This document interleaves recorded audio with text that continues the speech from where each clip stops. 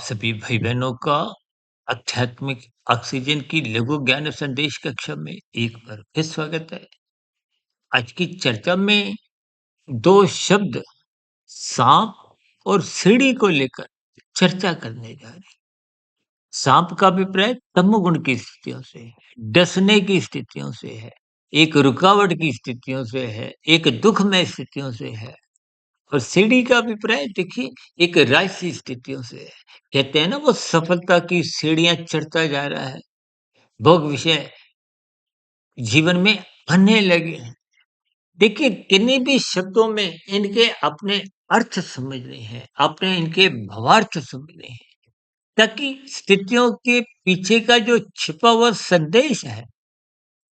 देखिए आध्यात्मिक ऑक्सीजन के अंतर्गत हम बार बार एक ऐसा प्रयास करते हैं कि संसारी भोग विषयों की जो एक प्रदोषिक स्थितियां हैं, उन प्रदोषिक स्थितियों से आप ऊपर उठे, कुछ राहत इन पंक्तियों से कहो, ज्ञान संदेशों से कहो, ताकि आपके हमारे जीवन में बुराई समाप्त हो।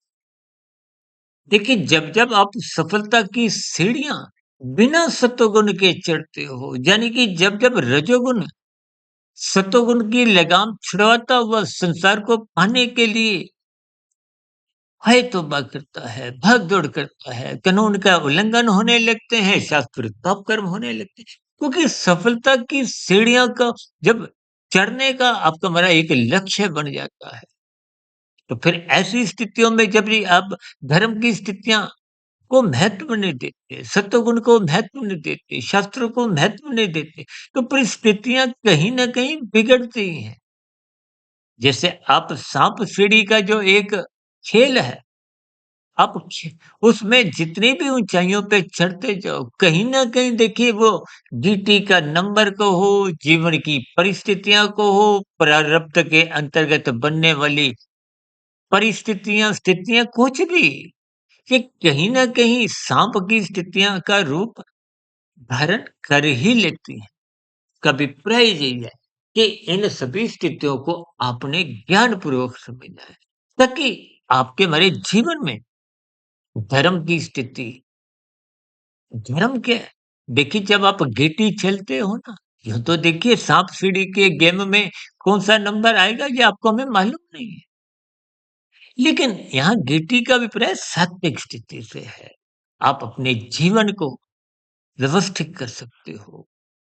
आप साँपों से बचो और ये साँपों से बचने का एक ही उपाय है कि ये जो सफलता की राजसी स्थितियों की जो एक सीढ़ी है, उस सीढ़ी को शॉर्टकट रास्ते की स्थितियाँ को हो या अलग अर्थों में यानी कि रजोगुण को बिगड़ने मत दो।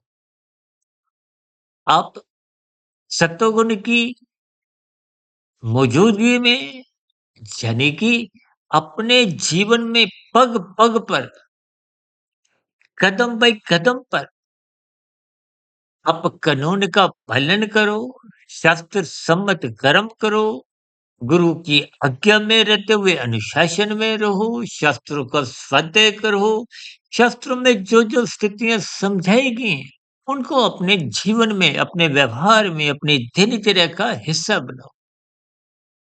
भले ही सफलता की भौतिक स्तर की स्थितियाँ आपको ना भी नसीब हो, लेकिन आध्यात्मिक स्तर पर आप धीरे-धीरे उस मोक्ष की स्थिति को, उस पूर्ण स्थिति को गुरु की आज्ञा में रहते हुए, शास्त्रों का स्वाध्याय करते हुए, सहज ही उस सार्थक स्थिति को यानी कि मोक्ष की स्थिति को, उस परमात्मा की जो एक पूर्ण स्थिति है, अनन्य स्वरूप की स्थिति को पाने में आप सफल हो जाते हैं। जीवन सार्थक हो जाता है।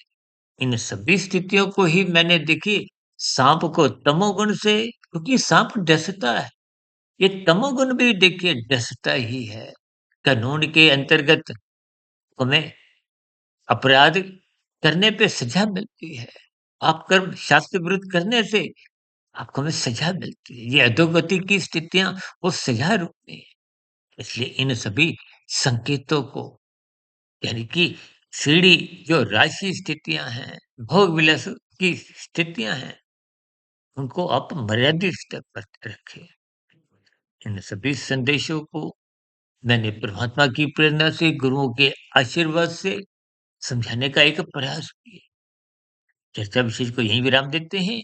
शाम को सर्व कल्याण वृक्ष की प्रश्नोत्तर ज्ञान कक्षा में और कल सुबह पुनः ब्रह्ममृत ज्ञान उपदेश कक्षा में फिर मुलाकात करेंगे। तब तक आप अपने आध्यात्मिक मित्र सुधीर भाटिया फकीर को इजाज़त दें। वीडियो विशेष को ध्यानपूर्वक सुनने के लिए आप सभी भाई-बहनों का बहुत-बहुत धन्यवाद।